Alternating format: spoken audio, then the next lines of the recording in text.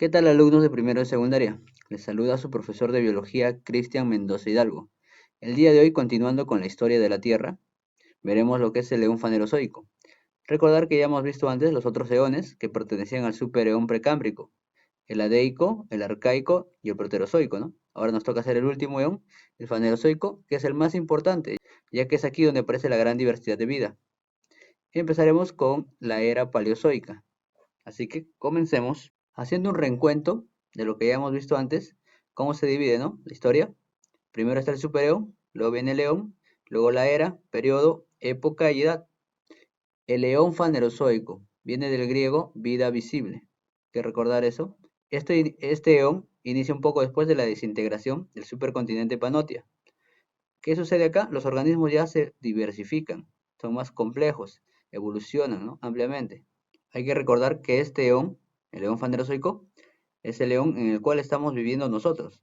Entonces, ¿qué quiere decir esto? Que este periodo empieza hace 542 millones de años y continúa hasta nuestros días. Es por eso que hay una gran diversidad de animales que se han extinto y han aparecido en todo este eón.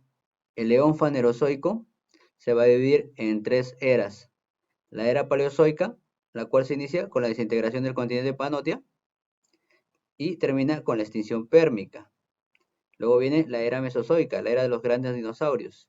Esta se inicia con la extinción pérmica y termina con la extinción de los dinosaurios.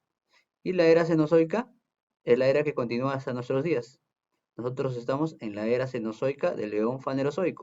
Empecemos con la era paleozoica o paleozoico. La era paleozoica o paleozoico se va a dividir en 6 periodos. Empezamos con el cámbrico y terminamos con el pérmico. Sus nombres son muy variados debido a que representan los lugares donde fueron encontrados o la característica de ese periodo. Por ejemplo, cámbrico viene de Cambria, era el nombre de la antigua Gales. Ordovícico y silúrico deben su nombre a tribus prerromanas que habían en Gales. El devónico viene de Devonshire, un lugar de Inglaterra. El carbonífero se llama así porque en este periodo se va a encontrar gran cantidad de yacimientos de carbón, debido a que hay una gran proliferación de las plantas, y esto van a generar esos grandes yacimientos de carbón que se han encontrado. El pérmico viene de una localidad en Rusia, si no me equivoco, llamado Perm. Entonces, empecemos con la era paleozoica. Nos dice que esta es la era paleozoica o era primaria. Es una época de la historia que tiene más o menos 200 millones de años de duración. Inicia poco después de la gran desintegración del supercontinente Panotia, que se va a fragmentar en otros continentes, ¿no? Como Laurentia, Siberia, Béltica y Gondwana. Esto ocurre en el final de una era glacial. Entonces, recordar que las eras se dividen en periodo. Es por ello que vamos a ver el primer periodo, el Cámbrico. Aproximadamente entre 560 a 510 millones de años, la vida animal estaba confinada por un complemento en los mares. En los mares pocos profundos que se rodeaban estos supercontinentes se produce una verdadera explosión de vida llamada la Gran Explosión Cámbrica. Recordar que venimos del eón proterozoico. En ese eón estaban los trilobites. En el Cámbrico también va a haber trilobites, va a haber medusas, va a haber esponjas, pero acá van a aparecer otros organismos artrópodos que van a dominar. Entre ellos, el más conocido de todos, el dominante de esta época, eran los Anomalocaris. Los Anomalocaris eran una gran variedad. Había algunos que medían desde 10 centímetros y otros llegaron a medir hasta 2 metros. ¿Ok? Al principio no se sabía cuál era la forma exacta de estos animalitos. En principio se prendió un pedazo de su boca, lo cual pensaron que era una medusa. La parte de su cuerpo pensaron que era parte de una esponja. Y acá sus apéndices bucales pensaron que era una gamba. Una cabecita de un animalito en esa época llamado gamba.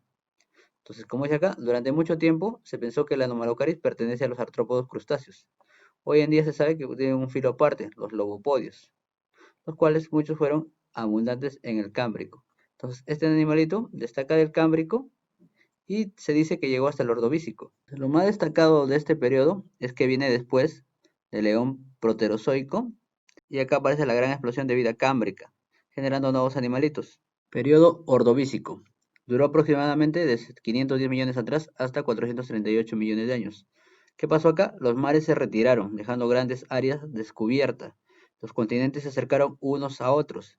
Se produjo una elevación de las montañas, se produjo una intensa actividad volcánica. Aparecen animales con estructuras anatómicas precursoras de espinas dorsales. Entonces, hablamos de los primeros peces, fueron apareciendo en el Ordovícico. Aunque estudios recientes, no tan antiguos, revelan que tal vez estos peces ya habían aparecido en el Cámbrico, pero eso es llegar a debate. Nosotros hay que tomarlo como que recién aparecieron en el Ordovícico. Podemos apreciar acá que los trilobites seguían dominando, había una gran cantidad. También existían los anomalocaris aún en esta época. Y aparecen los moluscos, tanto bivalvos como cefalópodos. Y podemos ver acá este molusco cefalópodo llamado ortóceras que se encuentra extinto. También había bosques de corales y una gran variedad de vida. Se dice que en este periodo, se dice nomás, aún no está confirmado, que los trilobites y también los escorpiones marinos que también había, salían a la superficie por momentos y luego regresaban al agua. Entonces de esa forma ya iban poblando la superficie. De este periodo destacamos al picaya, el cual poseía una aparente columna vertebral, que era formado por cartílagos, el cual, el cual le permitía nadar normalmente, y se dice que este es un precursor de todos los vertebrados que existen, ¿no? Ahí vienen los peces primero, y luego los anfibios, reptiles, y continuamos. Ahora pasemos al periodo silúrico, dura desde 438 a 408 millones de años atrás. Acá que aparece, aparece vida también en la Tierra. Recordemos que habíamos dicho que en el Ordovícico ya iban saliendo poco a poco. Ya para el Silúrico ya han salido por completo. Hay animales terrestres. Entonces acá ya tenemos animales parecidos a escorpiones poblando la Tierra. También tenemos a las plantas, de las cuales se llamaban silofitas. Estas aún carecían de una diferenciación entre su raíz y sus tallos. No estaba tan diferenciado como ahora. Entonces acá vemos una de esas silofitas llamadas Cusonia, que fue una de las primeras plantas primitivas que pobló la Tierra. Como dijimos, ya hay escorpiones marinos, que también vienen desde el Ordovícico. Entre los que más destacó de ese periodo es el eutérido, ¿no? Es un escorpión marino. También tenemos acá los peces sin mandíbula. Entonces, los peces sin mandíbula también hay en gran cantidad ya para esta época. Pasamos al periodo devónico. Este es el periodo en el cual dominan los peces. Se le llama así porque hay una gran variedad de peces, los que dominan todos los mares. Entre estos peces dominantes podemos encontrar a los tiburones, pero también encontramos a los peces dignos, que son peces pulmonados, peces con pulmones, de los cuales uno de ellos se va a diferenciar. A ese pez diferenciado lo llamamos el Tiktaalik. Era un pez que tenía como cabeza de cocodrilo, como podemos ver acá. Sus aletas poco a poco se estaban transformando con, con muñecas. Entonces, poco a poco este pez iba a volver un tetrápodo, con cuatro patas, y iba a dar origen al primer anfibio. Entonces, el Tiktaalik es como un eslabón entre un pez y un anfibio. ¿Hay que recordar eso? De estos peces también destacaremos a los elacantos, ya que era un grupo de peces que se creían que estaban extintos. Se habían encontrado varios fósiles de estos peces, pero se han vuelto a redescubrir. Hoy en día hay lugares específicos donde podemos encontrar estos peces en gran variedad. Uno de ellos es la isla de Celebes, en Indonesia. Podemos ver acá la siguiente imagen, el tamaño de un celacanto, con una comparación de un humano. A este pez, el celacanto, también se le conoce como fósil viviente. Pasemos al periodo carbonífero. Este periodo tiene el nombre por la abundante cantidad de carbón que se va a generar en esta época. Recordemos que las plantas ya han poblado la tierra, entonces hay una gran cantidad de plantas y pocos depredadores de estas. Entonces estas van a empezar a caerse y morir, y poco a poco se van a formar grandes yacimientos de carbón. ¿Qué dice acá? Hace unos 300 millones de años, cuando los árboles muertos y otros vegetales caían a los pantanos, se quedan cubiertos de lodo. Con el tiempo estos restos vegetales se van a transformar en carbón. Podemos apreciar acá que había una gran variedad de plantas por todos lados, en los manglares, en todo tipo. Si había pocos depredadores, recordemos que hay una gran cantidad de anfibios en esta época e insectos. Vemos que estas plantas, al morir, se van a fosilizar y con el tiempo se van a formar en carbón. Entonces, al escarbar en los estratos encontramos estos pedazos donde hay una gran cantidad de carbón. Entonces, todo esto viene del carbonífero, de aquellas plantas que existieron en esta época. Entonces, en el periodo carbonífero va a ser la era donde van a dominar los anfibios. ¿Qué más sucede en el periodo carbonífero? Se va a formar el supercontinente llamado Pangea. Entonces, todos los fragmentos se van a unir para formar Pangea. Se dice que Pangea tiene forma de O, ya que está cubierto por un mar conocido como Tetis y por un mar grande llamado como Patalasa. Lo vamos a apreciar mejor en la imagen. Entonces, acá podemos ver la forma de O que tiene, acá la forma de O, y este mar conocido como Tetis. Todo el resto del mar, todo el resto de este océano se le llama Pantalasa, ¿ok? Y tenemos el supercontinente Pangea. Entonces, hay que recordar que estamos diciendo que en este periodo hay una gran abundancia de vida vegetal. Entonces, al haber una gran variedad de vida vegetal, hay bastante fotosíntesis, tanto del agua como de la tierra. Entonces, hoy en día el oxígeno que tenemos es del 21% del aire. Para esa época se calcula que era el 35% del aire estaba formado de oxígeno. Entonces, esto permitió que una gran variedad de animales proliferen, sobre todo los artrópodos. Podemos encontrar en esta época artrópodos gigantes, a 1000 pies que medían 3 metros, encontramos libélulas del tamaño de un águila, etcétera. Entonces podemos apreciar aquellos artrópodos gigantes, ¿no? Para su tamaño real de hoy en día. Por ejemplo, esta libélula llamada meganeura era del tamaño de un águila a la vez. También teníamos al artopleura, que era un 1000 pies, que medía casi 3 metros. Pero vamos a destacar de todos al Hylonomus. ¿Por qué Hylonomus? Porque se considera como el primer reptil en aparecer. Entonces, de los anfibios van a derivar al Hylonomus. El Hylonomus va a ser el primer reptil en aparecer. Y se caracteriza por poner sus huevos fuera del agua. Recordemos que los anfibios, como la rana, los sapos, ponen sus huevos en el agua, ¿no? Y luego estos salen y entran continuamente.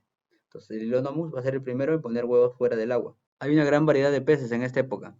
Ellos siguen proliferando. Entre ellos voy a destacar a los carnívoros, que tengo esta variedad de tiburones, como el Chitmanius y el Goxila-char, así se le llama, Goxila-char.